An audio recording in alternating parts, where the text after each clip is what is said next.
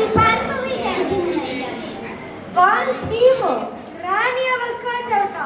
1525 से 2025 500 साल हो गए हैं, लेकिन उनका नाम अभी भी समुद्र की लहरों में गूंजता है।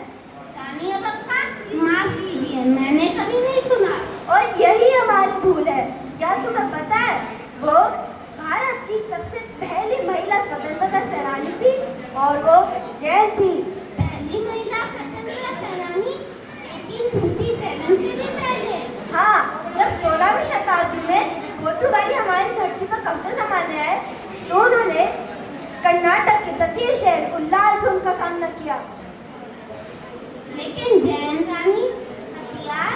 हाँ, जैन रानी उनके शासन के नींव थे, अहिंसा, सत्य और सहिष्णुता।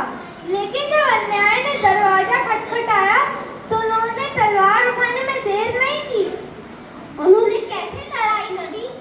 उन्होंने हिंदू, मुस्लिम और जैन सबको एकजुट कर पुर्तगालियों के किलों पर हमला बोला, मंगलुरु का किला जलाया, उनके गोदाम राख कर दिए। वाह, और क्या वो जीत गई? कई बार। आइए देखते हैं वे कितनी दृढ़ निश्चयी थी।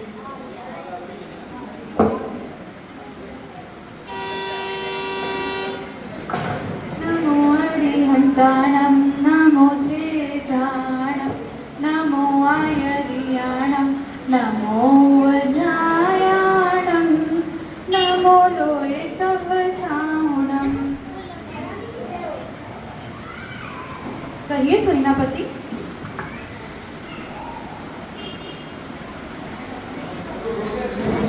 सेनापति, समय हमारे पास भले ही कम है, लेकिन हमारे पास साहस बहुत है। यह धरती हमारे पूर्वजों की है और इसको बचाए रखने का प्रण हमने लिया है। महारानी, मैं जानता हूँ आपका साहस अद्वितीय है, लेकिन उनके पास संसाधन ज्यादा है। युद्ध कभी संसाधनों से नहीं लड़ा जाता सेनापति, उसके लिए चाहिए रणनीति, एकता और विश्वास, जो हम सब मिलकर एक साथ मिलकर दुश्मनों का सामना करेंगे। हमारी सेना को तट के चारों ओर फैलाओ।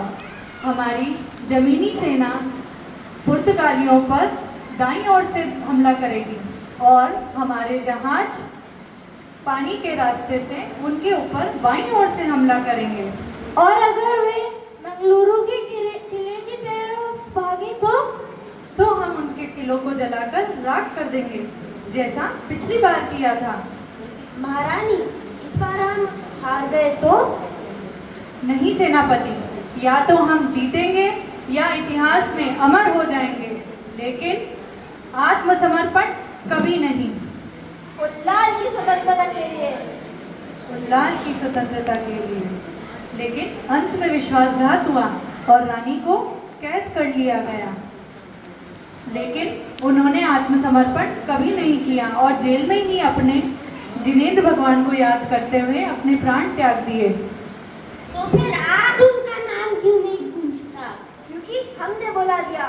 हाँ, भारत सरकार ने 2023 में उनके नाम पर 5 रुपए का डाक टिकट निकाला, लेकिन क्या एक टिकट उनकी वीरता का प्रतिफल है? नहीं, हमें और करना चाहिए।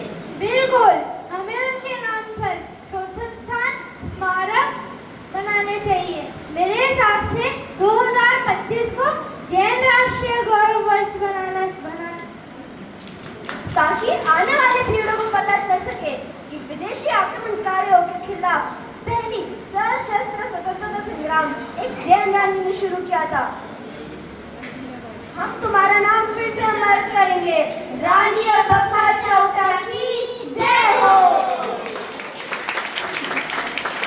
जैसा कि आप सभी ने नाटक के माध्यम से जाना, वे प्रथम भारतीय महिला थी जिन्होंने विदेशी आक्रमणकारियों के खिलाफ लड़ाई लड़ी। रानी अवक्का चौटा प्रसिद्ध जैन राजवंश चौटा राजघराने में जन्मी। उनका पूरा नाम अभया रानी अवक्का चौटा था। उन्होंने कर्नाटक के उल्लाल में 1525 से 1570 तक शासन किया। उस समय उल्लाल में मातृवंशीय परंपरा थी। इसी कारण उन्हें अपने पिता का राज सिंहासन मिला। रानी अबक्का चौटा उस जमाने की इतनी शूरवीर महिला थी कि जिसके सामने शत्रु आने से थर थर कांपते थे, और उन्होंने एक बार नहीं बल्कि दशकों तक कई बार पुर्तगालियों की सेना को हराया। कहते हैं उस जमाने में उनकी रणनीति को समझने वाला, उनकी रणनीति अबूझ थी और उसको समझने वाला कोई भी नहीं था। उनका सानी उस समय कोई नहीं था। ऐसी धर्मपरायण वे प्रतिदिन जैन मंदिर में दर्शन करने और पूजन करने जाती थी।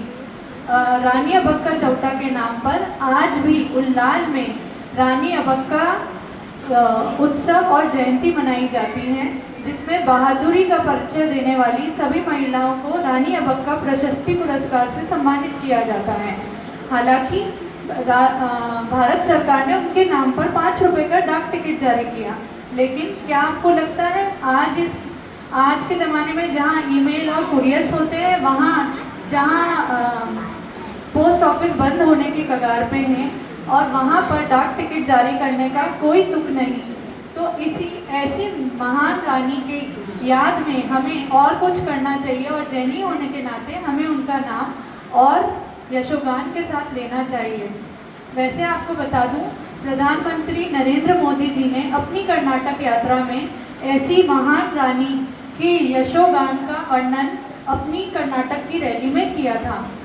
तो आइए ऐसी महान रानी अबक्का चौटा की जय बोलें। रानी अबक्का चौटा की